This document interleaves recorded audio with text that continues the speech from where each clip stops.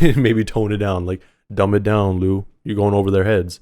Like, well, after what feels like forever, Lupe Fiasco has finally announced the release date for his upcoming album, Drill Music in Zion, which should be dropping June 24th, 2022. Now, Drill Music in Zion, if you aren't aware, is the album that he basically did entirely in 3 days. And afterwards, everyone kind of assumed that it would come out right away, but that's not how music works. I mean, I thought the same thing, but, it takes a little bit of time. But we're finally getting it. Now, to accompany this announcement, he also dropped the first single, Autoboto, featuring Nayirah. And, since it's been a little bit of time since we've done a Lupe breakdown and how anticipated this album is for me, let's try to go bar for bar and just do our best with the lyrics.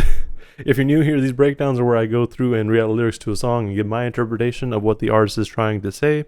My interpretations are not always correct, and I do miss things. So, if I've missed something or misinterpreted anything, please let me know in the comments below. That way, I get to learn stuff, but also everyone else gets to learn too.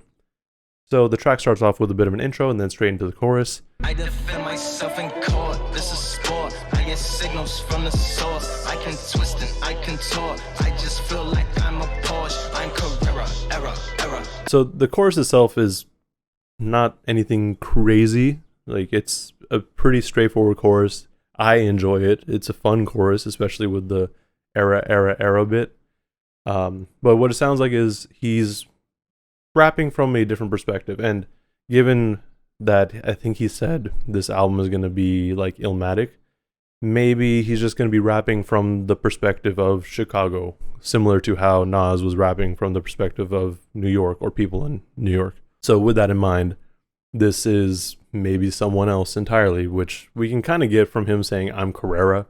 I'm pretty sure I've seen it somewhere, but him calling himself Carrera is like an alter ego sort of thing, a less, I guess, Lupe version of Lupe, a more eccentric version, you could say. So this is someone else. Like, Lupe sounds like he's rapping from a different perspective entirely. So this is someone who can defend themselves in court, and he treats it like a sport, like it's a regular thing, but he has fun with it, sort of thing. And he twists, he contorts, he's like a Porsche, just kind of like, a lot of times when you think of Porsches, you're thinking of winding roads and driving hard and having fun. So maybe that's what he's pulling in from. This then goes into his first verse. Eyes to the judge, rain in the sky and the sea might rise. What slides to the mud, slides to the flies from all kinds of demise, reporting live from the hive and all sides of the sludge. So it sounds like he's continuing on the whole court bit with lies to the judge. And then him saying rain in the sky is probably just another lie. And he's just saying all these things. He's telling tall tales maybe. Like, this rain in the sky is going to, increase the water level. The sea's going to rise. And then there's going to be mudslides. And there's a bunch of flies and people getting styes. Like, all these things are kind of accumulating, kind of almost like the end of the world sort of vibes off of that. Which, I mean, you could probably relate to, maybe you can relate to Chicago. I'm not 100% sure because obviously I'm not from there. But, you could probably be like, oh, this rain is going to raise the water level of the river and it's going to kind of flood over. And like, if it's in an area that's not necessarily like built up or commercialized, like there's just mud and this mud's going to slide over, sort of thing. Like, maybe it's real or maybe they're just telling tall tales. One deep, meditate, one street, separate, high to the Crips, goodbye to the Bloods. But it was the souls, the lords, and GD, segregated by the street and the shy where I was. So one deep meditate takes in a deep breath. Or it's just like he's in a meditative state and he's rapping about what happened in that state, which could be what he was talking about in those 4 lines before. And also, in this meditation, I guess, he's just seeing and talking about the gangs that he's seen. It says, hi to the Crips, goodbye to the Bloods. But at the end of the day, the gangs of Chicago are the Vice Lords and GDs. And the gangs, I guess, were all segregated by the street. Like, maybe they're all on the opposite side of the street, maybe because blocks and all that. And there's Lupe, just kind of in the middle of all of it. Just, he's it's segregated by the street in the Shy where I was. Like, these gangs are, let's say, here, and Lupe is right in the middle of it. Got wise to the nudge. Why buy a tub when to buy you a flood? Better buy you a sub. How you gonna survive in the club? Why is the nudge being like, kind of like someone's just like, hey, we should get out of here, or maybe he's like, maybe these people know him, like the people in the gangs know him, and they're like, hey, nah, it's time to dip, sort of thing, because maybe they like him, maybe they respect him to an extent, or maybe he just kind of knows the signals and he sees something happening, and he's like, all right, well, time to get going. And then he goes on, like, kind of carrying on the whole rain bit, kind of like, I think he's going for the whole when it rains it pours bit or thing, where when things happen, it all happens all at once. Like, it's not just a little bit, it's just everything's coming down. So if we were to relate this to gang violence, like, you could be, oh, it's not just a singular incident. Like, oh, well, it could be a singular incident, but like, it's nothing like, oh, just one dude got shot. Like, no, it's a whole, almost like a all-out war sort of thing. Like, everything's just flooding, and this flooding could be everyone coming into the streets, could be the blood being shed, or it could literally just be rain at the end of the day. Because he is also just in a meditative state. He may be in a whole different plane right now. You gon' kayak it cuz when it rise up above and the waves come and push and the titles are shove. What's an infrared dot to a whole .gov? So continuing on the whole flooding and rain bit, it's like, yeah, you could have gotten a sub, or you can just kind of deal with it. But no, like, how are you going to survive in this club where everything's kind of going off, which, again, could be going back to the whole gang idea. Like, you're going to just kind of get on a kayak and rise above it. Because, like, if you get in it, you know, the water level is going to keep carrying you up eventually.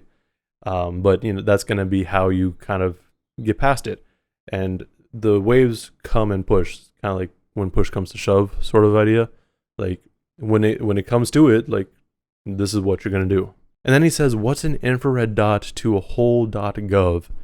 Now, I'm assuming it's talking about the government's involvement in gang violence and everything going on, like, whatever is confirmed or thought to be confirmed, or conspiracies to an extent.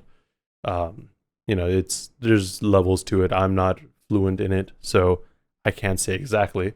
But my thoughts is, like, at the end of the day, like, yeah, they may have just, you know, an infrared dot, like a laser sight, but the government can come in and just shut everything down, sort of deal. Look right in the eyes of a thug, little dumb street shit don't apply to the plug. And with those last two lines, I don't know what he's trying to say. Look right into the eyes of a thug. So you'll look at them, like, look into their soul, and then let dumb street shit on the fight to the plug. You could attribute that, like, okay, these thugs or these gang members, all these gangs go to a plug to an extent, and like they all have the same plug. Maybe the plug has relations to the government with the previous line. I don't know. Please, if you have any idea, let me know. Then we get to the chorus again, which is the same as before, and then the second verse. Headshots, cut off all my dreadlocks. I ain't want a head wash no more. So I don't know who he's saying but probably his homies or just someone. And then this honestly sounds a lot more personal. So headshots being like literally getting shot in the head or taking shots to the head, or a photo. And I think it's maybe more likely the photo bit, because he says he cut off his dreadlocks because he didn't want to deal with a head wash. Like, Lupe used to have dreadlocks. And I guess the reason he cut him off is because he didn't want to deal with the upkeep. And I don't blame you. It does seem like a lot. But yeah, he just doesn't want to deal with any of that anymore. And I don't know what else it could be, but we'll get into the rest of it. Maybe he'll say and he'll explain it. What you mean headshot? Nigga said headshots. Nigga like a helmet with a GoPro, but I mean go. And then he also asks, what you mean headshots? Like, yeah, there's a few options like I just listed off. It could even be related to the previous line with the laser sight.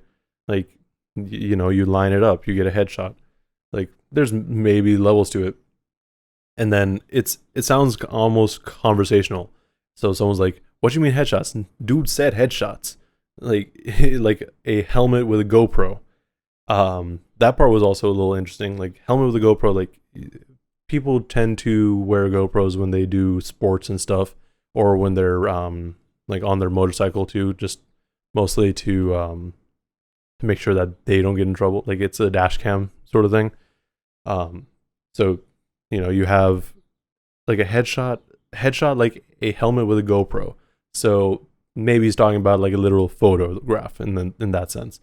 And then maybe because like the government was involved in the previous verse, maybe this headshot is when you're booked and in jail. Like maybe that's what he's talking about. Don't know why he cut off his dreadlocks for that. And then he also says, "But I mean go-go," and the only thing that can come to mind is Inspector Gadget, which, knowing Lupe, he may be making an Inspector Gadget reference, but it could be something else entirely. 13 genius cause the verse mean. Remember we earthlings, nigga, can you put that in slow-mo? Hope so. Headshots, brains in a pan. 13 jeans because the verse mean. I'm assuming size 13 jeans. I don't know if that's a brand as well. If it is, cool. But you got to put on those jeans because that verse was mean. I'm assuming he's just talking about those first few bars, or even the previous verse. And then it again sounds like it's conversational. Remember, we earthlings. Like maybe tone it down. Like dumb it down, Lou. You're going over their heads. Like, that's gonna pull way too much. But these things that he's saying is going over people's heads, and the people who are getting it, it's a headshot. Again, might be a bit much there, but he says, "Remember, we're earthlings. Slow it down. Put it in slow-mo." Again, kind of going back to that GoPro line, because a lot of people use GoPros because they have easy access to slow-mo features. But because he's putting it in slow-mo, like maybe this headshot is an actual shot, like someone's getting shot. But then he goes on to say, "Hope so, headshots, brains in her pants." So I just assume he's talking about head now. But also, someone could be going down on somebody and they get shot. That would not be a great way to go. But brain on her pants, in her pants. Another way to think about it is ejaculate. Like those are, you can think of it as little brains if you really want to get into that.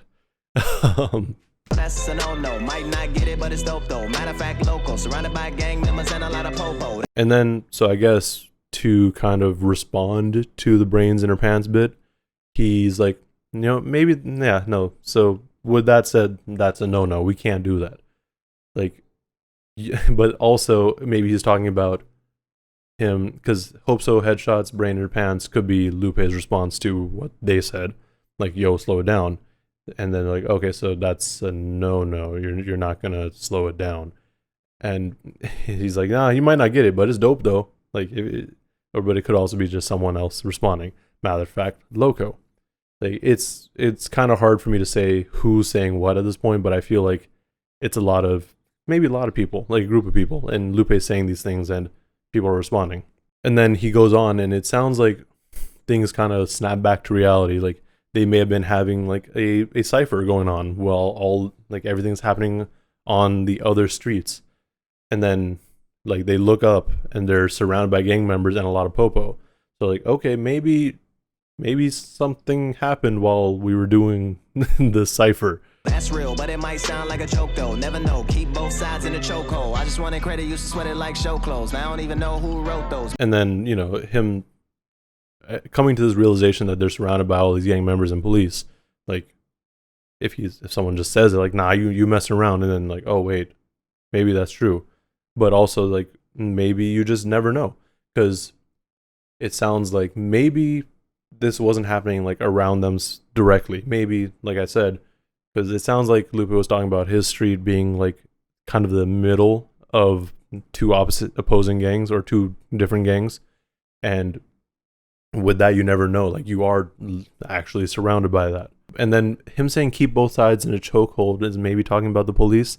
The police are keeping everyone in a chokehold, or something bigger is keeping them in a chokehold, and maybe the police are also being kept in a chokehold. Maybe my ghost knows, but we both cold. And I used to write on my ghost flows, wrote each other solos. So in the previous line, he said, now I don't even know who wrote those. Maybe my ghost knows. So maybe an allusion to ghostwriting, but I think based on the rest of these lines here, it sounds like he's possibly still in a meditative state. He's still doing all these things and rapping his ass off, and he sees people that he may have been around when he was younger or even now, but who may or may not physically be here anymore. Like they may have passed on, or they may be locked up. Like it's kind of like their ghost, but also just their image, like the thought of them is there. And he's like, I don't know. And then the person saying maybe my ghost knows is maybe one of the people that are there, like physically or just in his head. But then he says, but we both cold, like cold bodies, like we both dead. Or, I mean, it could also just be that they're cold rappers. They got bars. And then he says, now they used to write all my ghost flows, wrote each other's solos. Like, you know, these ghost writings maybe, but all these flows, all these bars that they got could be all their, I mean, yeah, just ghost flows. Because he also kind of, it sounds like he acknowledges ghostwriting there with wrote each other solos. So, like, I mean, that's ghostwriting and helping someone write things are different enough. So, but maybe he's just like, we helped each other write it. Like, we came up together, we were supporting each other sort of deal. Now the nigga say he want co-pros, money from the shows and rights to the logo. Do you want a lawyer? No, ho. And then with these final 3 lines on this verse, he says, well, it sounds like these people, I don't know if it's multiple people or just one other dude, but they came up together. They helped write each other's stuff. They were essentially like business partners to an extent. And now he's like, nah, fam, nah, I want money from what we did, and I want rights to the logo. And then Lupe is like, he may have been hit with something, and they're like, hey, do you want a lawyer? And he's like, nah, I got this, which goes back into the chorus where he's saying, I defend myself in court. This is a sport. He can handle this. He can do this. God damn it, Lupe. Brought it back. You genius. And then we get the outro from Nayirah, which is essentially the chorus, but it sounds great. She does a great job. It was enjoyable for that outro. Oh man, overall, this song, like on a surface level, may sound like whatever.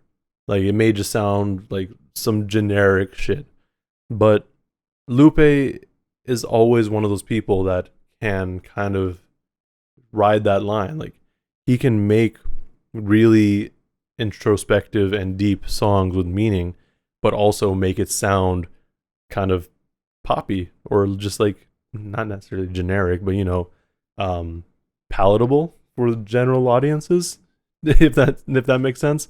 Like he's good at that, and this is a very good example of that. Like I have no idea how exactly this album is going to sound, but I really enjoyed this track, and it just comes together really well. Like it all ties in. Like I said at the beginning, I feel like this particular song could be, or it is Lupe rapping from a different perspective, maybe a younger perspective, because, you know, it sounds like the references that he made to people in his past.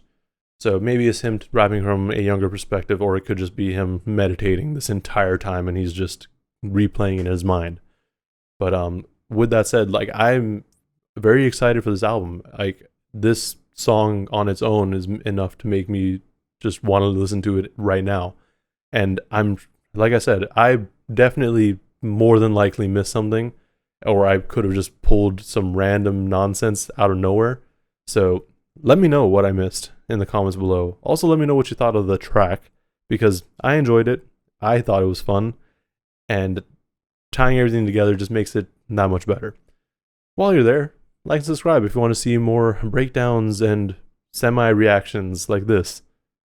Thank you for watching, and please stay safe out there.